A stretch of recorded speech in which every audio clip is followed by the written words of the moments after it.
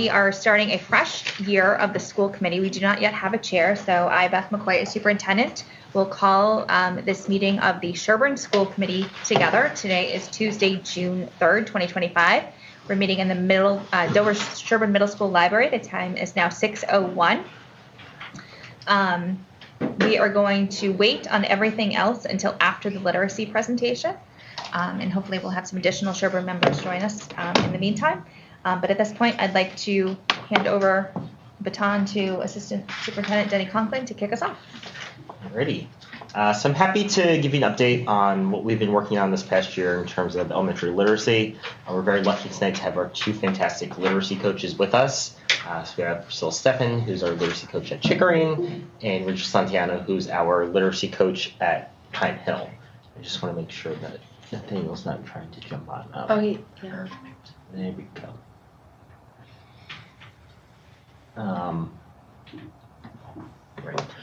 So as you know, we began the process of our program evaluation this year, and tonight is just an update on all the work that we've had so far. So I always like to start with our fun reminder that there's no such thing as a perfect curriculum or program. We talked about this when we were adopting Reveal, but finding something that is going to check every box is nearly impossible.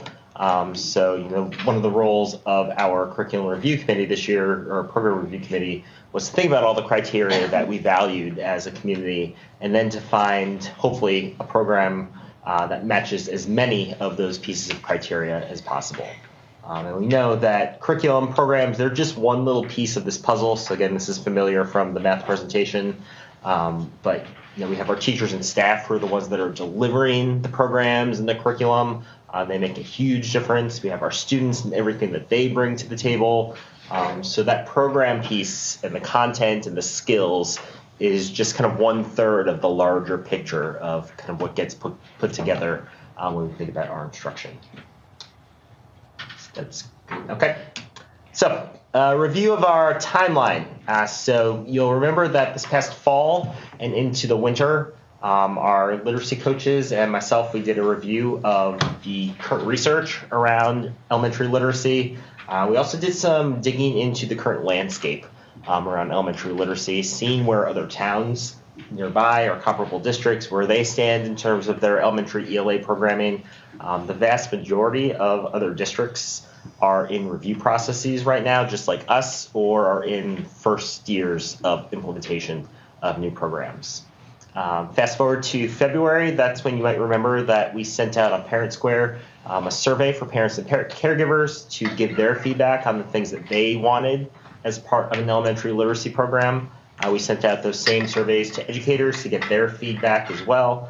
And that was also at the time where we put together a question and answer document with some common questions that people had around elementary literacy to just provide the community with information. In March, we convened our ELA program review committee. We had 4 meetings between March and May. I will go into a little bit more depth about what those meetings entailed. Sitting here in June of 2025, we're excited to present to you tonight the work that that committee did. We have a vision statement for elementary ELA, and we have our set of criteria for what we're looking for in an effective program. Moving forward over the summer, now that we have that set of criteria, we're going to look at our existing programming. So we have units of study for reading. We have Foundations, which is our early literacy phonics skills. And then at Pine Hill, we have units of study, Writers Workshop. At Chickering, we have Empowering Writers. So our committee members are going to be looking at those programs next to the criteria, and hopefully by the fall, we'll have a decision on whether or not these current programs are meeting that set of criteria. If they are, then we will continue to refine them and move along with them. If we find out that they do not match the criteria that we've now established, that's when we'll look at piloting new programs in the future. So that'll be kind of a big hinge point in the fall once we get that information in. Here you can see the wonderful individuals that were part of our review committee. So you can see we had building administrators or literacy coaches, teachers representing all of the grade levels. We have special educators that were part of the committee. And I thought it was really nice that we had our L coordinator, Chris Luskow, on it, as well as Emily Daly, who's our middle school ELA specialist. So we're not just looking at it from the elementary perspective, but we had a middle school voice as part of our committee as well.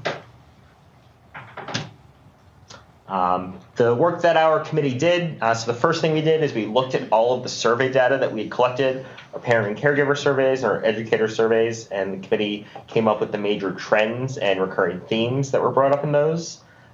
We consulted the DESE Curate rubric, so in terms of Massachusetts Department of Elementary and Secondary Ed, what are the things that they have highlighted as being important in literacy programming?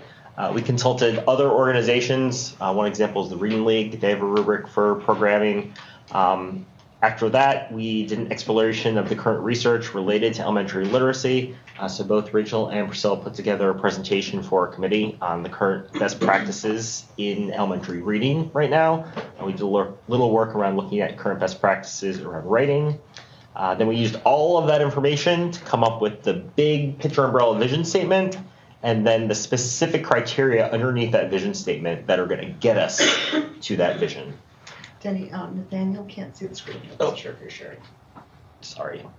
Let me figure that out in one sec.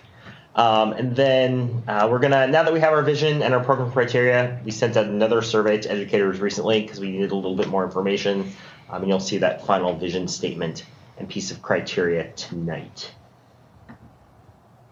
Sorry, Nathaniel.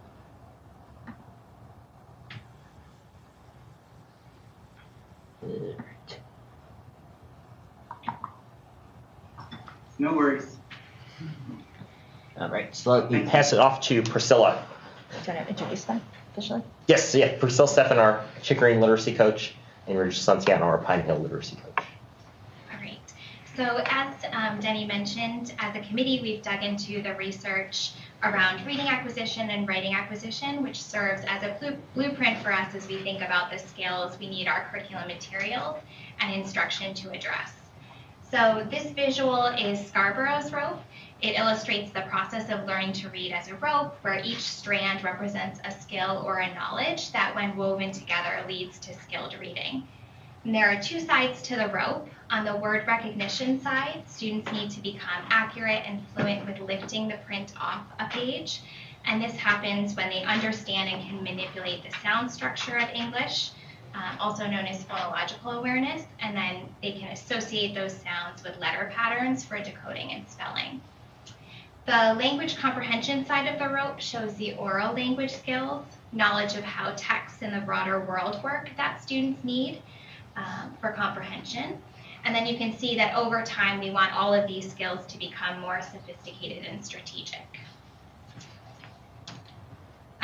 Writing, like reading, is very complicated and involves coordinating many different skills. So like with the reading rope, we've spent some time thinking about all of the skills that students need to integrate when writing. So for example, students have to use their critical thinking skills, their knowledge of a topic, and their awareness of the writing process to plan and organize their ideas. They need to understand grammar to put together clear sentences that express their ideas well, and then they need to understand how to organize those sentences into paragraphs and then whole texts. Skilled writers also consider craft, so they adjust their writing based on the purpose of the writing task and their audience. And then at the very bottom of this writing rope is transcription, or a student's ability to turn spoken words into written text, which utilizes the same skills that are used to recognize words when reading. So all of these skills really show us that reading and writing is that reciprocal, has a reciprocal relationship. So many of the skills that help students write fluently and effectively also support their ability to understand text. So building on these conceptual frameworks for reading and writing acquisition, the committee has taken a closer look at the evidence-based practices that strengthen all of those sub-skills. And we drew from a number of resources, including the Institute for Education Sciences practice guides, which synthesize the research and identify specific instructional practices in literacy with strong or moderate evidence, which is what you see here. And an important part of the committee's work has been to consider how these evidence-based practices translate into practice in the classroom to ensure that our teaching practices are closely aligned with what research shows works best to develop strong readers and writers. So with that, we've put together our vision statement. So I'll just take a minute to read that to you. The Public Schools of Dover and Sherborn's vision for elementary literacy is to deliver comprehensive, rigorous, equitable, and research-based instruction that is inclusive and responsive to every learner's needs. Aligned with state standards, we are committed to building strong reading, writing, speaking, and listening skills that empower students to become independent, critical thinkers, and confident, effective communicators. We will ensure equitable access and continuous growth for all students through targeted, evidence-based instruction and tiered interventions. We strive to develop deep conceptual understanding, foster respect for diverse perspectives, create opportunities for empathetic interactions, and lay a foundation of inquiry that inspires new ideas and innovative solutions. So this is so small.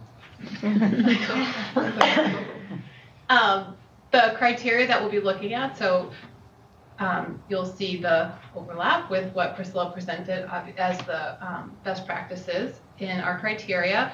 We're looking for programs that have materials and resources that engage students in a variety of texts, that create windows, mirrors, and sliding glass doors for our students, following a coherent sequence, and physical materials for students to interact with. We're also looking for a systematic research-based approach to teaching reading that promotes print concepts, phonological, phonemic awareness, phonics for encoding and decoding, word recognition and fluency, orthology and vocabulary, reading comprehension, all while striving to develop students' love and appreciation for reading through exposure to a variety of genres and experiences with opportunities for conversation and authentic writing experiences. So in writing, we are looking for explicit instruction in writing, writing skills and strategies through authentic writing tasks. We are looking for students to explore a variety of types of writing, audiences, and purposes, including conventions of print grammar and syntax taught explicitly, and the writing process being explicitly taught and practiced. We're looking for a progression and expansion of speaking and listening standards to promote comprehension skills, critical thinking, and effective communication, and a program that sets high expectations for all of our learners, including formative assessment and progress monitoring, and different ways for students to express their learning. We also are looking for materials that are organized and easily accessible to teachers. And of course, alignment with the Massachusetts state standards, Dover Sherborn's Portrait of a Graduate, and our 9 best practices. And so our goal, we're looking ahead. So this coming fall, we'll launch our pilot committee, start to review programs, look at programs in other districts, and then by the spring of 2026, looking to bring to you recommendations for which programs that we'll pilot that fall. So fall 2026 to pilot programs, winter to come forward with our recommendation to then begin our new program, 2027, 2028. The years are hard to keep track of. So that is our kind of expanded timeline from what Denny had presented earlier. So this is my chance to thank Priscilla and Rachel. They do so much. They work individually with teachers to coach them and get them to think of new ideas, planning, tier 1 instruction in the classroom. They help us run our data team meetings. They help us look at open architects data or DIBEL scores. They're looking at the research. I mean, I talk to them all the time, and they're listening to podcasts and reading journal articles to keep us all current. So they do such a fantastic job, and we are so lucky to have them. I think they just elevate the instruction that goes on in the district. So it's my chance to brag about both of you. But we're happy to take any questions that you might have about what we've been up to this year with literacy. The one question I have, if I recall correctly at the very beginning, on what the schools have now, is it different in Dover and Sherborn foundations versus something else, or did I look at that slide incorrectly? Just the writing is different. So at Pine Hill and Sherborn, we use units of study for writing, and in Chickering they use empowering writers. But our reading and our We both use units of study for reading and foundations for foundational skills. Got it. And is part of the goal here to bring those together, or are we comfortable with the different supports from a writing perspective? Or to be determined based on what we learn next year? So it's interesting. If we go with a different program, a lot of the programs have the reading and the writing very, very much intertwined. So if that is the case, I think that we're going to be moving to a place where both districts have the same reading and writing. In some of the programs, the foundational skills are incorporated in. Sometimes they just run parallel. So there is a scenario where we could pick a new reading and writing program and keep foundations in place at both schools. So some of them, the programs like Talk to Foundations, some of them you get rid of foundations and come up with something new. We might find that we want to change foundations and bring in a different program, like UFly is an option. So kind of we're leaving all options on the table at this point. And sorry, just one follow-up. Have we seen any challenges going into middle school with two different programs, or that really has not been a problem? I think overall we have been looking in general just trying to increase the amount of time students are writing at the elementary school in general. Just across the board, both schools. When we looked at our MCAS scores in the fall, we talked about the fact that in middle school at both elementary schools, writing is one of the sub-scores that we want to see some improvement in. So I think that we're just overall looking to beef that up. And I know in looking at schedules for next year in both buildings, we have increased the time that students are going to be writing. And sure, like middle school this year with our new win block, that's also been an opportunity to increase the writing piece. So we'll hopefully make that a priority. Got it. Thank you. How do you assess kids with different reading and writing approaches? I'm thinking dyslexia, but I'm sure there's other sort of kids with different sort of needs in the assessments. So we have a variety of assessments that we draw from. We have some screeners that we use for reading, and then based on how students do on those screening assessments, we may give additional diagnostic assessments. There's also assessments that happen in the classroom that we pull from to get more information on students. I think I'm thinking more like as you think about in assessing the programs this year, how are you going to sort of assess the program's ability to support kids with varying learning styles such as dyslexia or other sort of special needs within the classroom? So we're in the process of using this criteria to develop a rubric that will be used to evaluate current programming. And I think when we think about how programs approach different learners, that's a piece that we'll have to look at in the rubric. And a strong, structured literacy or foundational skills program is good for students who have needs like dyslexia, but it's also helpful for students who do not have those needs. That makes sense.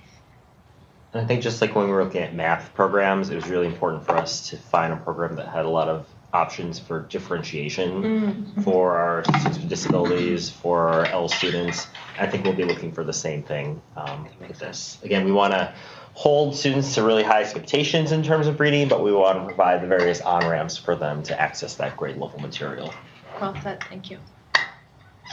As part of this assessment, are you also looking at peer schools to see if they've already done this and kind of how it's been done there and successful or not? And then I think Denny's had some more detailed conversations with some surrounding towns. Priscilla and I have sent out a survey just to see what people are using, where they are in the process, who's willing to create job-alike groups with us, moving forward to kind of help us with those decisions, and also people we can partner to go and do site visits and see the programs in action. great, thank you. This is great. Daniel, any questions we can't see? Oh, yeah, Nathaniel, any questions? I'm sorry. No, not yet. This is also my chance to publicly thank our two math coaches who aren't here as well, who have done a lion's share of work this year in helping to roll out the new curriculum. There's no way we could be where we are without Lindsay Weiner at Pine Hill and Laura Halloran at Chagrin. They have just been incredible in the work that they've done. So publicly, you two can be my witnesses that I'm thanking them because they've been fantastic. And I'd like to thank all 4 of our coaches as well, and especially Assistant Superintendent Conklin. I had the pleasure of joining 2 of their 4 meetings so far. Sometimes Denny lets me skate in his lane for some joy. And I was just so impressed with the long list of people that you saw gathered around the table with the common goal of finding the best program for kids and working together across grade levels, across schools. So I'm really impressed with the minds that are in the room, the expertise that's in the room, and the eagerness to do what's best for kids. So thank you. If I could circle back, I actually did have a question. Do we have any specific guideposts that we're looking at for how children progress in learning? Are we starting, I would assume, the kindergarten level all the way through the 5th? Or is there some sort of guidepost that we're aiming for with this, or is it really just overall how we're working them into a literacy world? I mean, I think we're lucky that the Massachusetts frameworks and their sequence of the reading, the writing, and then the listening and speaking standards build very nicely on each other from kindergarten all the way through 5th grade. I think that part of it is just some of the informal conversations that we're having within each individual school. I think Dr. Ryman mentioned this at the Dover School Committee meeting, that vertical alignment piece, having groups of teachers across grades talk to each other and say, well, what are you doing in 2nd grade? What are my kids in 3rd grade going to be coming in with? And getting people on the same page. That was part of the beauty of our math rollout this year, is that I think the grades have a much clearer idea of what students will be walking in with next year in terms of vocabulary, thinking routines. And I think this provides us with an opportunity to do a nice reset on the vertical alignment of the curriculum. And and the other part that will come up as well is there's definitely different needs in the different grade bands, K through 2, where you are just focusing on learning to read, and then 3 through 5, where it's kind of reading to learn, how that shift happens. There are nuances, not even nuances, there are big differences in what the components are in those 2 grade bands. Thank you. Any more questions? I think the only other thing I would more comment than a question is making sure we're partnering on how we communicate with parents. I think there were a lot of lessons learned on things we did really well with the math curriculum rollout, maybe things we could adjust and improve. So making sure we're onboarding those as we're rolling this out. And I know there's a lot of articles recently and hot topics about the ELA curriculum, so I'm sure we'll get a lot of interested parties. So. Definitely. And the final thing I'll say too is that, as we're going through this process of evaluating our programs, potentially piloting our programs, it's not like we're just kind of resting on our laurels. We're making improvements to the existing curriculum every year, unit by unit. And again, that's a lot of the work that our literacy coaches are doing. So I don't want people to think that we're sitting on outdated materials right now, even when people look at the units of study and things that have been said in the media. A, we're using the revised units of study, and B, we have taken the research and we have adjusted those units of study to meet our students' needs. Adjusted, supplemented, all of the above. Thanks to Priscilla and Rachel. That's great, since my kid will never see this stuff. Any more questions? Thank you very much. Thank you. Thank you. This is so exciting. You're looking forward to hearing about the updates on those. And then science, and then social studies. Yeah. Yes. And then you start again. Then you start all over. Before we adjourn the meeting, I also wanted to mention that the regional school committee meeting minutes from March 4th and May 6th is also in the packets for your review. Okay, now may I have a motion to adjourn the meeting? Kate Cook, so moved. Thank you, Kate. You'll second. Thank you, Jessie. And now the meeting is adjourned at 6:25. Great. Yeah. Thank you, Dover. Thank you very much. Thank you.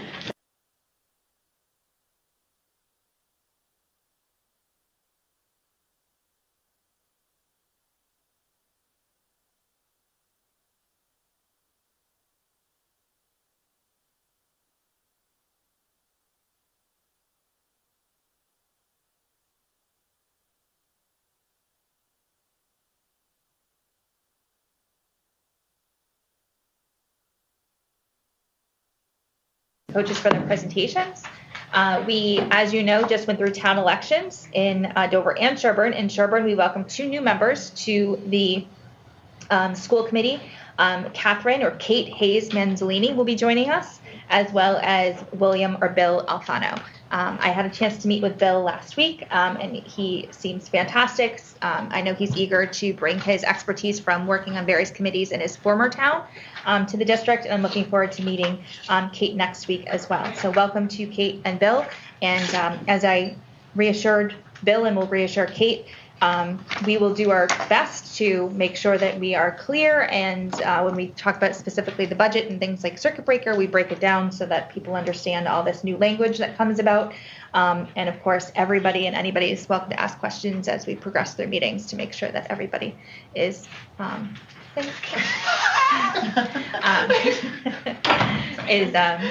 the same page. So moving forward, now that we have an official committee of 5, 3 of our members are here tonight, 2 in person and 1 remotely. I just want to remind us that since we have Nathaniel joining us remotely, we have to do roll call votes. So would anybody like to put forward a nomination for chair of the Sherborn School Committee? I would. I'd like to nominate Becca Hammond. Becca Hammond. Is there any other nomination for chair aside from Becca? Anyone? Anyone? Okay, so there's a motion for Becca Hammond. Is there a second motion? I would second. Second from Nathaniel. Okay, any discussion? Would you accept if it's voted? I accept if it's voted. Okay, all right, so we'll do a roll call vote. Mega? Aye. Yes? Nathaniel? Aye. And Becca? Aye. All right, it passes with a quorum. So congratulations. Thank I'm passing the you. baton to you, and you can find a secretary. Woo! Oh, yes. Can I ask and do the nomination? Yeah, so you- Okay. Does anyone have a nomination for secretary? I have a nomination for secretary. I'd like to nominate Megan Cadiella for the position of secretary. Any other nominations? Any other nominations? Is there a second? Is there a second? I would like to second Megan Cadiella. Excellent. We have to take a roll call vote. So Becca Hammond, aye. Nathaniel Jackson, Aye. Megan Cadiella. Aye. The motion passes. Congratulations. Oops, I skipped. No, we did the discussion. Yeah. Cool. All right, I guess it's up to me. Community comments. Community yes? comments. All right. I'm ready. It's Rolling. going to be better in the fall, I swear. First on the agenda are community comments. We have provided a virtual link for those who wish to make a comment, for whom it is not possible or preferred to attend in person. Are there any community comments online? Are there any community comments here? All right. Seeing none, we can move on to superintendent comments. Okay, I will be, Oh, it's Kimberly. oh, Kimberly's joining us. Thank you, Kimberly. Welcome, Kimberly. Hello. So I will be brief tonight because, Carrie. hi, Kimberly. All 3 committees will be coming together next week for our joint meeting, and so we'd like to be thorough then and kind of have a K through 12 perspective next week. So I'll just be brief and specific to Pine Hill School. First, I'd like to welcome our principal, Allison Gollingsrud, who's joining us tonight, and assistant principal, Jen Ryan. Thank you for being here. Just 2 quick things. One, I want to thank our students. It has been a long year of learning, and as we know, it's a lot of hard work, and we start to bring our data teams together this week and look at our end of year scores. It's clear that they have worked hard and they have gained a lot, and that they are certainly ready for the next grade level. So thank you for our kids for working hard, for our educators for supporting them. As we know, teaching has gotten more complex over time, and our teachers give it all, as well as our administrators, to make sure that our students have what they need. I'd like to thank our families. As we know, without our families and without our CSA, Pine Hill School would not be the same environment, between the enrichment, the support that they give to our teachers, the community building activities they offer not only within Sherborn, but with Dover too. So thank you to our families and all of the volunteers and school committee members who make Pine Hill happen. And we're about to finish another year, super exciting. And for those of you who feel like summer's almost here, it is, but we've quite a bit to do in the next 2 weeks. This year we have data team meetings coming together to look at, again, student growth, identifying supports that students might need in the summer, as well as identifying interventions that our students can hit the ground running with when they return in September. We have trips to Broadmoor. On Wednesday, June 11th, we have Step Up Day, so our students will get to meet the next grade level of teachers that they'll get one of many educators within their grade level. June 12th is Field Day. we're waiting to find out the weather. I know Chickering has field day this week, which will be 87 degrees and sunny. You might be as lucky, who knows? And then on the 16th, we have the grade 5 recognition ceremony where we get to recognize our 5th graders and then wish them well as they move up here to the region. So it's going to be hard and fast, and then it'll be June 17th in the afternoon, and we'll say what just happened to us. But that's it for updates. I'm happy to take questions from anybody or comments. Sorry, what day is move up day? The 12th. Nope. Move up day is June 11th. Thank you. Step up day. Yep. Thank you. Okay. Great. Thank All you. right, up next on the agenda are the financial reports. Yes, thank you. In your packet tonight, you have your warrant report, which is everything that we have processed since your last meeting. In addition, you have your monthly financial update, which as of tonight is of May 31st, 2025. There is not a lot of new information. As you know, we've been running a large salary surplus based on really everything that happened last summer. We've been holding our own in the expenditure side. The one new piece of information that's bolded there is that we have, with the town's approval, encumbered some costs for an additional consulting contract with our engineering firm who is currently doing the HVAC project, which encompasses the library and the cafeteria, to see if there are some lower cost options that we can do for the auditorium. Great. So the town has some extra funds themselves, so we are quickly trying to get this the drawings done, and we're treating it as a change order to our existing. But until we know whether or not we can do it, we have to see what the costs are going to be. There's a point where the town doesn't have the money. So that's what we're exploring right now, but we have it on overdrive in order to be able to encumber any potential funds by June 30th. So we will probably send you an update by email just to let you know where that stands. We obviously, the initial drawings went to the engineer today, and so we're trying to get a cost estimate of what that would be. So just to give you a little background, it is everything in the auditorium except for AC. So it'd be able to give us better air ventilation and also provide an additional heating source, because I know sometimes that's not the warmest place. So we'll keep our fingers crossed that it comes in at a cost that the town can appropriate, but we are very appreciative of the town of bringing this forward. This is their initiative. They reached out to us wanting to do this. That's great. Wanting to at least try to do something to enhance the auditorium. So we're really excited. It's the project is moving a little slower than I would have hoped, but we are pushing them along and looking forward to the end of August to have really nice air in your cafeteria. Well, all of our students have lunch every day. It's where our Sheeta students spend a lot of time after school, and then having the whole library area. Keep in mind the library is being air conditioned, but we're hoping we're going to get some benefits to those two sections of classrooms. It'll mean a little training, keeping the doors closed. But with the AC units also comes dehumidification, which at least in those areas will still be a huge impact. So we are looking forward to all of that. I will also say that I think we're going to be in a comfortable position in out of district for next year, because we do have a balance in circuit breaker that we will maintain as much as we can, but we can also prepay some of our fiscal year 26 expenses, which we will try to do, and that just gives us a really solid footing for any unexpected placements that may come in 26, because we know there are always, every day there's something new happening in the out-of-district world, and this will just give us, I think, a little more comfort that we can manage whatever comes about within our finances and not have to worry about asking the towns for reserves. So we built back up our circuit breaker. That's our plan. With whatever extra we have, we'll get a head start on paying some of 26. So we'll be working on that, because all that has to happen by June 30th. So that is the report, but things are looking good. That's great. Great.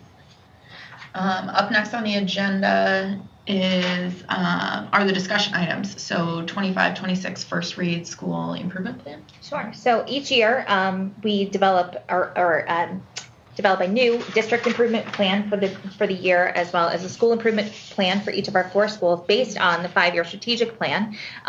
right now at this point, what we have as a district and as a school are looking at what we accomplished this year and what the next phase and next steps in each of those goals would be potentially for next year. So tonight, Allison and Jen are here to present their first draft of the school improvement plan for your consideration. The summer as we come together as a leadership team, and especially during our August retreat when we spend a lot of time making sure that everything fits together as a perfect puzzle. You'll see perhaps a tweaked and refined version in September, but this is the first go at what we're thinking of for next year. So. Yeah, great, thank you. First, before we jump in, I also just want to acknowledge and thank everyone. It's been, both of us, I can speak on, an incredible year of growth and joy and challenges and new learning for both of us, and we're just so grateful to be in this wonderful community. So we just appreciate, Beth and Jenny's support, the school committee support, our wonderful families, and most importantly, our students. It feels like just yesterday that we were I know. So we have 3 goals that we're thinking about for next year, and I think they build really nicely off of what we had this year. So we're not starting from scratch, it's just a continuation. Our first goal has to do with math. So as we know, with a rollout of a new program, that's not a 1-year goal. It's going to be multi-year for it to be successful. We're really pleased with how far, thanks to our support of our amazing math coach, Lindsay Weiner, we've come this year. And there's more work to do. So this is kind of like the year 2, Math 2.0, we're calling it. Something I want to highlight from this goal is project-based learning integration. We saw some glimpses of it with some of our grade levels this year, particularly our 4th grade teachers who provided some really incredible learning opportunities, really authentic. They had a decimal diner and the 3rd graders came up and ordered food, and they did an architect's thing where they made buildings. So we are hoping to prioritize and systematize that for all grade levels next year. Because there's so many resources and wonderful things in Reveal. So with the second year and first year under our belt, teachers can have the opportunity to dig in deeper. So that's one of the things I want to highlight on that one. Yeah, and I feel like having been here for so long this year, you with this curriculum as sort of the catalyst was the year that I saw the most growth in terms of professional practice gains from our educators. It was amazing to get to witness and to be in classrooms and see. And so now our educators have a really strong sense of the scope and sequence of the curriculum and the flow, and we'll have a chance to look back at what we've done and make adjustments, and then look ahead at how we can really deepen our ability to differentiate, to tier things up and tier things down, and to bring in different experiences with math this year. Our second goal is, again, more of a refinement goal, and I think we have been fortunate to continue to build strong systems in our school that help support all learners, right? So our data team meetings are not new. This is a practice we've held for many, many years, but we really want to strengthen that, especially looking at subgroups of students. So I think, as it stands now, we talk about students, all of 1st grade students and just kiddos who aren't making adequate progress, but we want to dig into that. So those kids that aren't making adequate progress, who are they? What are they part of a subgroup, and what trends are we noticing, and what barriers are there that we need to break down in order for those students to be successful? Continuing to work on our targeted interventions. I think we made great strides in providing research-based interventions for our students, which has been a lot of growth this year and part of our current improvement plan, and there's still work to be done with that as we continue to grow those practices.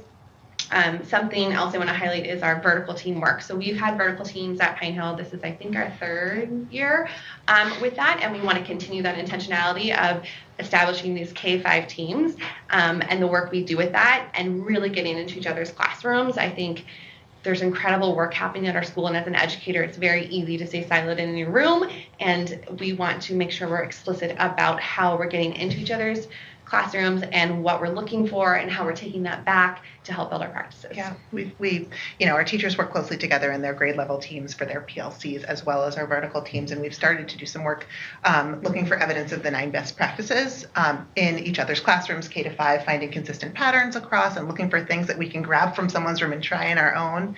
And now we want to make sure that this is, happening, more frequently in specific pockets of instruction, and without any stigma for teachers, because it can feel like a lot to have people watching you, and the more we do it, the more comfortable we get.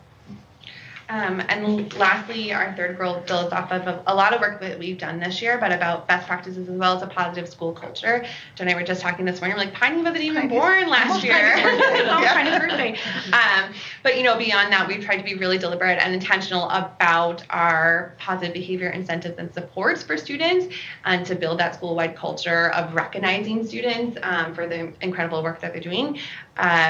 We wanted to build off of our second goal through instructional walks that are focused on PBIS, so that positive behavior support, so that when I'm going to teacher A's classroom, I'm noticing what strategies they're utilizing and carrying those back into my own room. And then continue to find ways to spotlight. We find that spotlighting our educators, spotlighting our students is an incredible way to showcase the great work, and that is better than any PD that I've been to, that I feel like teachers actualize in their classrooms rather than read an article and then maybe they take something back. But seeing your colleague do something incredible is just so powerful. And there's so many positive and wonderful things going on. Yeah, there's so much that has happened behind the scenes. So Piney's kind of like what you see on the surface and the stickers come home and things like that. But behind the scenes, we've been doing a lot of work around identifying what types of behaviors might be present, who responds in the school, who communicates with families, how do we engage our students in restorative practices and follow through with them. And also we've had lessons that are consistent across our school that our counselors have worked hard to design. So we had 6 core lessons this year that will continue forever and always, hopefully. And we're sort of launching into this goal at the end of this school year by having our faculty work together with a protocol to identify what worked really well from this PBIS initiative, what might not have gone well, and where do we grow from here to launch us into next year. And that might mean that we design more shared lessons or shift some things around, but so we're looking forward to our staff's feedback at our last faculty meeting as a way to be really intentional and clear about what are our next steps in order to build up this really important work. Yeah. Thank you. I've loved the Golden Pineys. Is that what it is, right? The Golden Oh, Pineys. the Golden Pineys, yes. The Golden Pine Cone, yeah. It's a cool addition. We talk about it at my house. I don't know if you guys check it out at your house. We do. He's like, are you coming to all school meeting? This Yeah. might be this. Yeah. It's great. He's just waiting for him. I know. They all deserve golden. They all do. I know. Excellent. Great. Any other questions, Nathaniel? Anything from you or Kimberly? That's great. No? Okay. Cool. No, ma'am. Next up is fiscal year 26 capital projects. Which I sort of embedded in my report. I have a tendency to do that. I Love highlighted it on the agenda because I wanted to make sure that there were some fiscal year 26, but it was in my 25 report. So, Great. The only thing I can throw on is too, there's also 3 of the lower classroom floors in the library are being retiled this summer. So that was a capital project approved by the town. Okay. Next on the agenda are action items. But I think overheard on the Dover call. Do you want to talk about the METCO liaison? Sure. So it's listed here as an action item to appoint our METCO liaison for next year. Kimberly has been our inaugural METCO liaison to the Sherborn School Committee. Kimberly, thank you for all of the time and effort you've invested in being here present in our meetings and providing feedback. I really commend Allison and Jen for just touching on the fact that reflection and always looking to grow and improve things is really important. And I think that I would recommend to you as a school committee that we consider doing the same. I personally am hopeful that Kimberly will continue on and be interested in being a liaison next year. And I think that this summer it'd be very powerful to bring the 3 chairs of the 3 committees together with our METCO liaisons to talk about what went well and how we can continue to improve the position and the possibility of all that lies in bringing Dover, Sherborn, and Boston parents together to really support all of our kids. So while you're welcome to appoint someone and move forward, I would recommend that you table that. We do some work and reflection this summer, and then we revisit it in September. I think that makes sense. Yeah. Okay, so next on the agenda are the consent items. There's only one, so we're not getting a lot of efficiencies, but that's okay. We are looking to approve the minutes from May 6th of 2025. And I'll read it. I just read it aloud, but if there are any questions or amendments, and if not, we can approve it. So may I have a motion to approve the consent agenda? My video, so moved. Okay, Becca Hammond seconded. Any further discussion on the minutes? Okay, Since we're remote, we'll do a roll call vote. Nathaniel, how do you vote? Aye. Mega? Aye. And Becca Hammond, aye. So the motion carries. And then next are, there are some informational items in your packets. So we have subcommittee assignments, which I think we can probably talk about offline amongst the committee. Dover School Committee minutes, and then fiscal year 26 projected enrollment. I don't know, was there anything anybody wanted to mention on those? No, aside from the fact that history continues to inform us and we are spot on with our projections. So unless there's a huge change over the summer, well done team for That's great. guessing how many students we would have next year and how many sections we would need. So we'll And we see. still have room if we have growth, so that's a good thing. Excellent. Our Okay. class sizes are on the lower end of your range, so they're definitely, we can have growth this summer and not be stressed about it. That's great. 4th grade is wild, huh? There's like just Yeah, it's a lot bigger than everybody else. Okay, our meeting has come to an end. Yes. Motion to adjourn. Motion to adjourn. It is now 6:47 p.m. May I have a motion to adjourn? so Okay. Becca Hammond second. Nathaniel, how do you vote? I actually did have one question Oh, about sure. the school assignments. I apologize. I was trying to hit the button. Go for it. But it said, I see the total and the total is growing. But then the next column over Boston, there was only 2. Is that just students coming into kindergarten? Does that include the students in other grades or? That's just kindergarten. We added that so that you could see that that's our number with what we have in Pine Hill, but we're adding 2 more. We're adding 2 Boston students. The other grades, Boston's already integrated in there. Oh, okay, gotcha, Yeah. gotcha. So we're only taking in 2 students, roughly. It looks like 1 per class in kindergarten. There's 3 sections in kindergarten, so yeah, 2. Oh, sorry. And it may change too sometimes over Yeah, the that's summer. the number that you have committed It's right the now. number we have committed right now, but often Monique will recruit other students throughout the summer as well. All right, thank you. Okay. Great. Other than that, I second the motion to adjourn. Okay. And how do you vote on the motion? Aye. Mega? Aye. Becca Hammond, aye. The motion carries. The meeting is over. Thank you. Well done, Chair.